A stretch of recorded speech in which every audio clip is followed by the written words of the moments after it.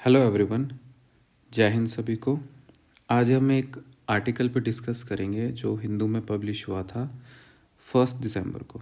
Okay, so the title is 2030 for 2036। So basically it is about India is trying to showcase Ahmedabad sports infrastructure in Olympics bid.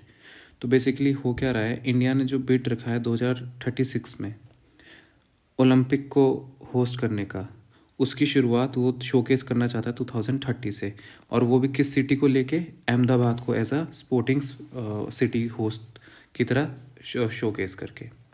तो basically हुआ क्या है, exactly 2 decades after hosting its maiden Commonwealth Games, India will welcome the quadrennial extravaganza centenary edition to its shore in 2030। Actually में जो Commonwealth Games की history है, it goes back to the British Empire era, when in 1930 it was first started as a British Games, British Empire games. और सबसे पहले जो British Empire games वो held हुए थे, वो पहला कहाँ पे हुआ था बेटा? वो हुआ था हमारा हैमिल्टन में, जो कि कहाँ पे है, कनाडा में। ठीक है, कनाडा में सबसे फर्स्ट हुआ था। और इसकी हमारी सैनिटरी होगी, सैनिटरी होती है जो 100 साल में एक बार आती है। ठीक है, और ये होगी कहाँ पे? ये होगी हमारी इंडिया में, अहमदाबाद सिटी में। ठीक है, क्वाड्रीनियल का मतलब है 4 साल में एक बार, एक्स्ट्रा वेगेंजा का मतलब ऐसा इवेंट जो बहुत ही एंटरटेनिंग टाइप हो। The move is another unmistakable sign that India wants to be seen as a sports destination of repute. ये जो मूव है, इससे इंडिया क्या शोकेस करना चाह रहा है वर्ल्ड को? एक इमेज प्रोजेक्ट करना चाह रहा है अपनी as a pure destination of sports. ठीक है, the choice of Ahmedabad as a host city is strategic too, for India has submitted the letter of intent to hold the 2036 Olympics with Ahmedabad as the front runner। जो मैंने आपको बता दिया है कि वो अपने आप को शोकेस करना चाह रहा है as a best destination for sports.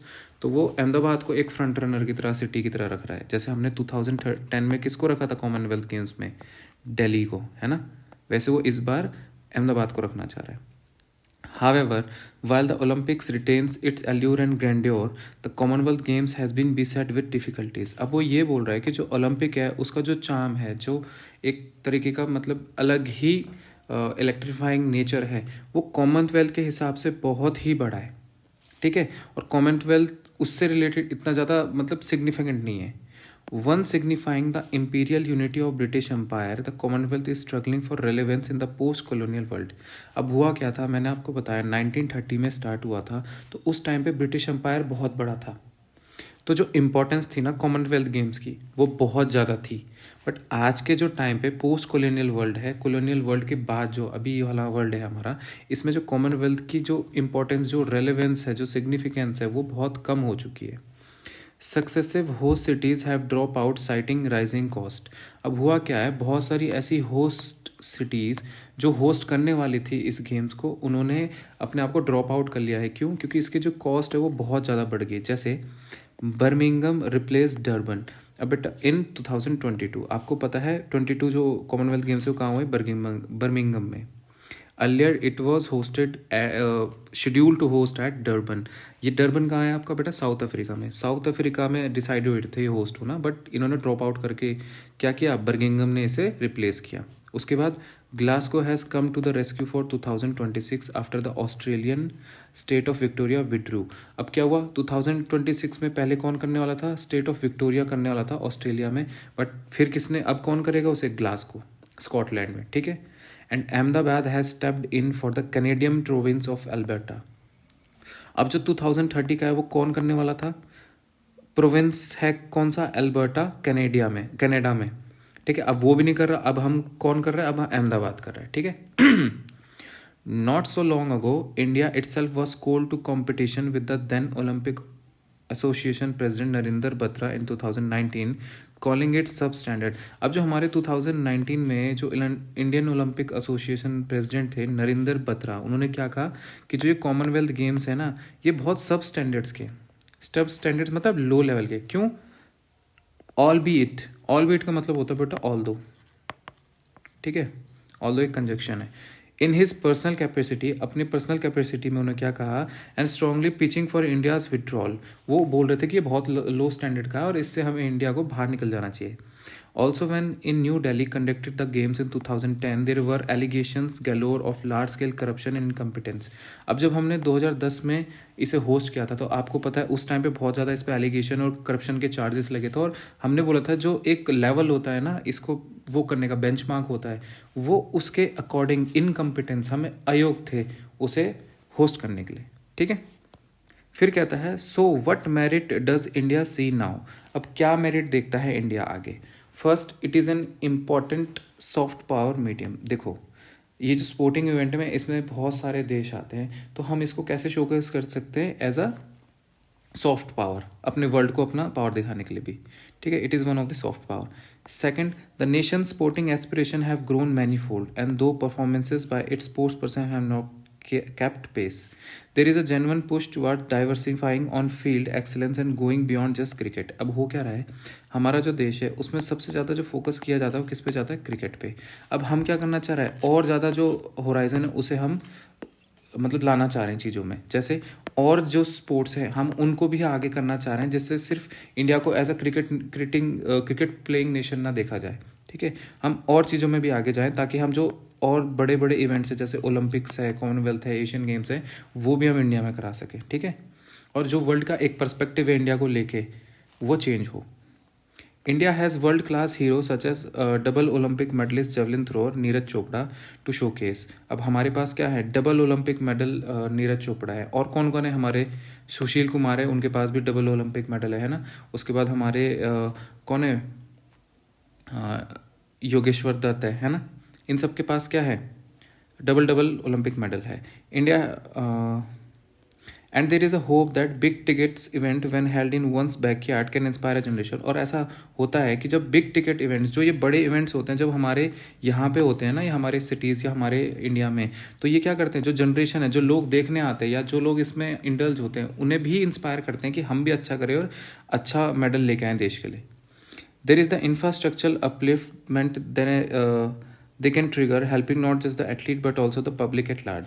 अब जो ये क्या कहते हैं इवेंट्स होंगे, इस वजह से क्या होगा, इंफ्रास्ट्रक्चर भी बनेगा। अब इंफ्रास्ट्रक्चर होगा तो वहाँ पे क्या होगा, पूरी इकोनॉमी घूमेगी, ठीक है। इंफ्रास्ट्रक्चर अच्छे से, जो स्पोर्ट्स जो एथलीट्स हैं उनको भी अच्छी चीज़ें मिलेंगी खेलने के लिए, है ना,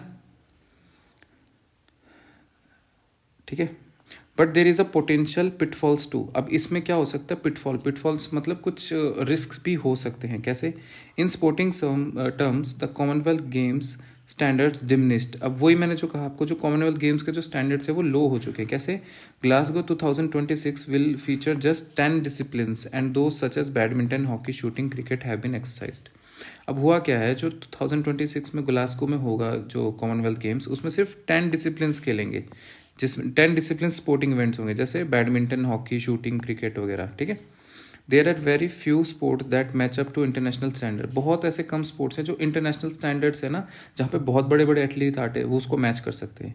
for nation such as the United States and China not part of Commonwealth games. अभी ऐसा क्यों होता है, क्योंकि जो बड़े देश है जहाँ से बहुत अच्छे अच्छे एथलीट आते हैं, जैसे यूनाइटेड स्टेट्स एंड चाइना, वो कॉमनवेल्थ का पार्ट ही नहीं है, तो एक ये इसका स्टैंडर्ड ना ये हमेशा लो रहता है।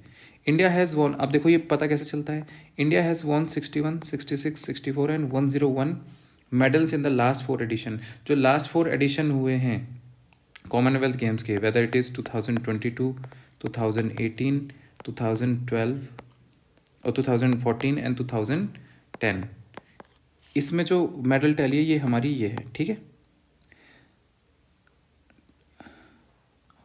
ठीक है। But in the subsequent Olympics, पर जो ओलंपिक्स हुए हैं सेम इसमें, it has secure just 6, 7, 2 and 6 medal. इसमें हमारे इतने कम, ये डबल डिजिट में भी नहीं जा पा रहे। ऐसा क्यों, क्योंकि बेटा जो ओलंपिक गेम्स हैं इसमें बड़े बड़े देश जहाँ के जो वर्ल्ड क्लास एथलीट होते हैं वो पार्टिसिपेट करते हैं, और उनके लेवल को मैच कर पाना थोड़ा सा हमारे लिए मुश्किल हो जाता है ना।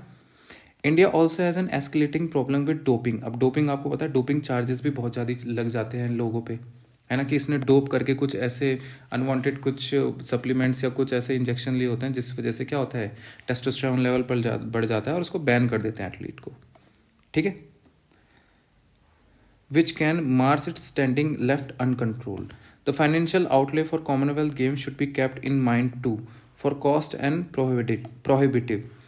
अब देखो, अब जब हम ये कर तो रहे हैं, इसके ऊपर हमारे को ना जो कॉस्ट है इसको भी ध्यान में रखना चाहिए, और ऐसा ना होना चाहिए कि एक्सेसिव ही पहुंच गया। ठीक है। अहमदाबाद 2030 दस ऑफर्स अपॉर्चुनिटी एंड होप। अब देखो, चाहे कुछ भी हो, पर जो 2030 का जब हम इतना बड़ा इवेंट हम होस्ट करेंगे तो ये एक अपॉर्चुनिटी भी लाता है हमारे एथलीट्स के लिए, और as a nation to host a very well decorated sporting event for our country. It should be use to display a strong present and shape a glorious future. हमें इसे इस तरीके से शोकेस करना चाहिए ताकि हम ऐसा शो कर सके वर्ल्ड को कि हाँ, हम में भी कैपेबिलिटीज़ है ना। तो ऐसा इवेंट होस्ट करने की, और ताकि हम 2036 के लिए भी अपनी एक बात रख पाए। ठीक है। So this was the article that is all about this event. ठीक है। अब इसमें कुछ ये वर्ड्स हैं जिसको मैं बता देता हूँ आपको, जैसे quadrennial I have already told you कि recurring every 4 years, extravaganza a large exciting event, repute to hold an opinion about someone और समथिंग, एल्यूर करना अट्रैक्टिव और exciting, grandeur impressive awesome, relevance significant, albeit although, allegations accusation indictment charge, ये आपका word आ रखा है exam में, galore in large number और amount, incompetence, lack of ability, pitfall, trap, peril, risk, prohibitive, exorbitant, unaffordable या expensive। तो बेटा ये था, this was all about this article. कल हम एक दूसरे आर्टिकल के ऊपर डिस्कस करेंगे और ये आपको ज़रूर पढ़ने हैं। ठीक है। So ending with session with a question, आपको ये बताना है who became India's first women to win a gold medal in wrestling in Delhi Commonwealth games 2010। कौन सी पहली महिला वो बनी थी जिन्होंने रेसलिंग में 2010 में गोल्ड मेडल जीता था और इंडिया का नाम रोशन किया था। ठीक है। Thank you very much and जय हिंद।